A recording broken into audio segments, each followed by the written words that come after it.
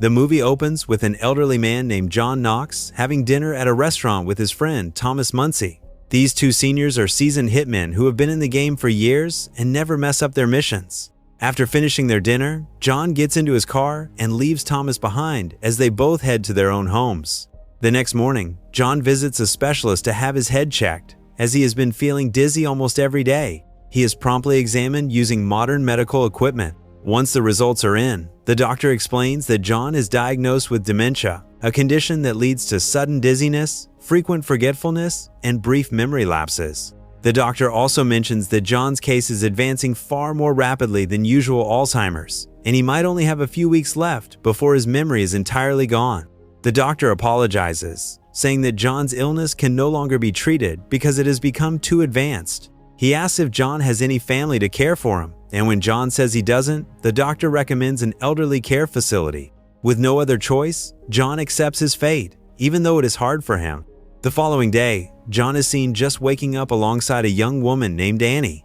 She is actually John's girlfriend, as he has been separated from his wife for nearly 2 years. John also has an adult child who already has a child of their own, but they both live in their own separate homes. John is also a smart man who has written several books, which his girlfriend enjoys reading as well. In this moment, John tells Annie about his illness and admits that his time is running out. He hopes that Annie will continue to be with him, as he has no one else to turn to now. That evening, John and Thomas prepare for their next mission. John tells him that this might be his last job because he has many other things to take care of. Thomas explains to him that the man they are going to kill is a human trafficker, but John stops him, saying he doesn't care because the man is going to die anyway. Thomas, on the other hand, always wants to know details about their targets because it helps ease his mind. Upon arriving at the house, they split up, with Thomas entering through the back and John going in through the front door. After John goes inside, the symptoms of his illness suddenly come back, bringing on a sharp headache, but it soon subsides. He goes to the bathroom where he immediately shoots his target, but a woman who is the man's girlfriend is also caught in the crossfire. Afterward, John quickly shuts off the shower because the noise is aggravating his headache. At the same time, John hears the sound of someone approaching the bathroom. When someone enters, John immediately shoots, but unfortunately, it is Thomas who has come because he hears the gunshots. John apologizes, but his bullets hit Thomas in the chest, killing him instantly. With no other option, John quickly takes action and stages the crime scene to make it look like the target and Thomas have exchanged gunfire, making it appear that John is not present at the scene. When he gets home, John calls the man who hired them and tells him that the mission is successful despite a few complications. The next day, the crime scene is investigated by the FBI, led by Emily Akari and her partner, Detective Rail. The detectives become convinced that a third party is likely involved based on some clues they find. They point this out because if the two have shot each other, then who is responsible for turning off the shower? In the end, the detectives decide to further examine the case using various details. The scene shifts to John visiting his friend named Philip Jones. This man also gives John work and pays him each time he successfully completes his assignment. John shares the story about his last mission that doesn't go smoothly and results in the death of his friend, so he feels it is time for him to retire. John asks Philip to sell all his assets, such as paintings and diamonds. He gives Philip a list of 3 people who would receive his money, his wife and son, as well as Annie. Philip agrees to John's request, and John thanks him before finally leaving. That evening, John goes home, but suddenly someone knocks on the door. Unsure of who it is, he grabs his gun and slowly approaches the door. But it turns out to be his son, Miles, who has an injured hand and is crying, asking for his help. John asks what happened, and Miles tells him that he has killed a man. He said that his daughter, John's granddaughter, who is only 16 years old, has become pregnant by a man she met online, and the man is 34 years old. Earlier, Miles goes to talk to the man, but the man is arrogant and shows no remorse for his actions, even claiming that they enjoy what happened. Because of this, Miles loses his control and stabs the man repeatedly without restraint. Not knowing what to do, Miles turns to his father for help, knowing about his line of work, while he himself has no experience with situations like this. John tries to calm him down and asks where the knife he used is. When Miles shows it to him, John tells him to clean up and change his clothes. He tells him to put his clothes in a plastic bag and return to his mother's house, reminding him not to mention the killing to anyone. A few minutes later, John goes alone to the house of the man his son has killed. He writes down his entire plan on a piece of paper in case he suddenly forgets it. John then follows his usual process for covering up a crime to throw off any investigators. He goes to the guardhouse and puts the guard to sleep, then takes care of the CCTV footage. John swiftly edits the footage and deletes the part where Miles is seen entering the area. Feeling that everything is now under control, John quickly leaves the guardhouse. At the police station, Detective Akari and her team examine the details surrounding the death of John's final mission target, along with the circumstances of Thomas's death. They find out that Thomas was a hitman, and the security cameras captures both him and John arriving at the crime scene. Still, the detectives think John is merely a driver since they have little information about him. The only information they have about him is that he served 6 years in prison for tax evasion and that he is a smart man who holds 2 PhDs, one in English literature and the other in history. Shortly after, they receive information about the death of a man named Andrew Palmer, the same man Miles has killed. They immediately go to the crime scene to investigate the man's death and gather various pieces of evidence, including Andrew's phone. Meanwhile, John visits his friend Xavier, who is also a former hitman like him but is retired because of old age. John tells him about his illness and the trouble his son is involved in. He has a plan to rescue Miles and writes everything down in his notepad. John asks Xavier to keep in touch with him every day and help remind him about the rescue plan. As a loyal friend, Xavier promises to do just that. On that day, John is seen smearing animal blood on Miles's white clothes before placing them in a plastic bag. Soon after, Annie comes to visit John at his house. But John is occupied with preparing a plan to help Miles, so he isn't able to pay much attention to Annie. Annie comes into the room and notices the paintings stored under the bed, so she asks John if they are genuine.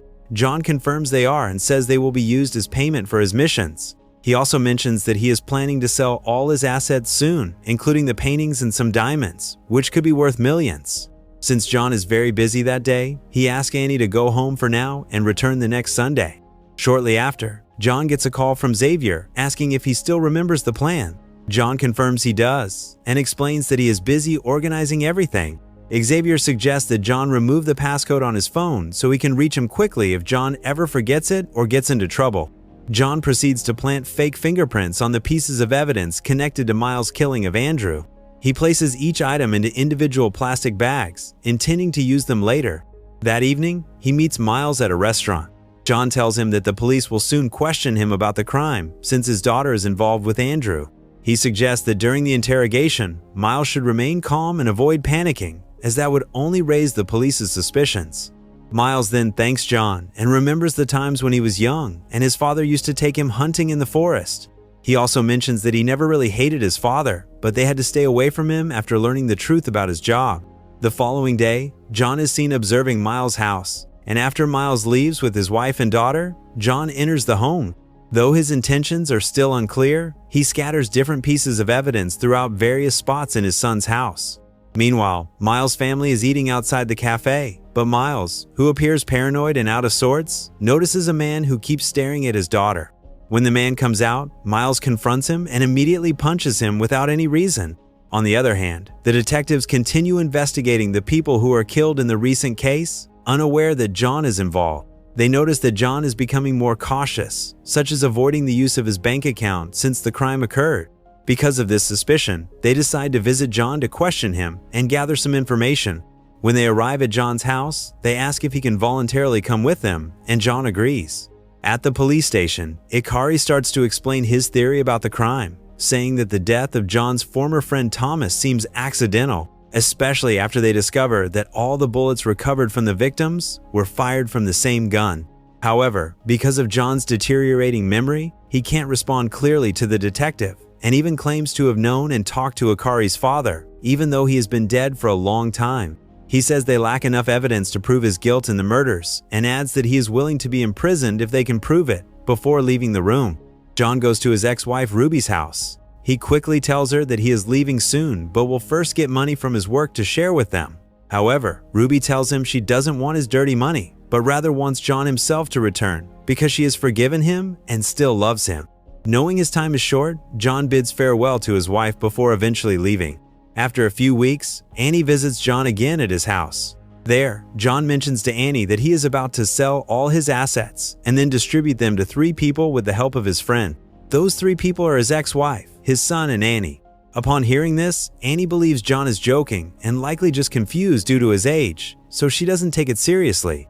The scene moves to the police station, where Detective Ikari finds out that Andrew is in a relationship with John's granddaughter and has gotten her pregnant. Meanwhile, John visits their old cabin deep in the forest, where he takes out the diamonds he has stashed inside. A few hours later, Miles' family is brought to the police station for questioning, where Detective Rail interviews Miles' wife and daughter, while Ikari speaks with him.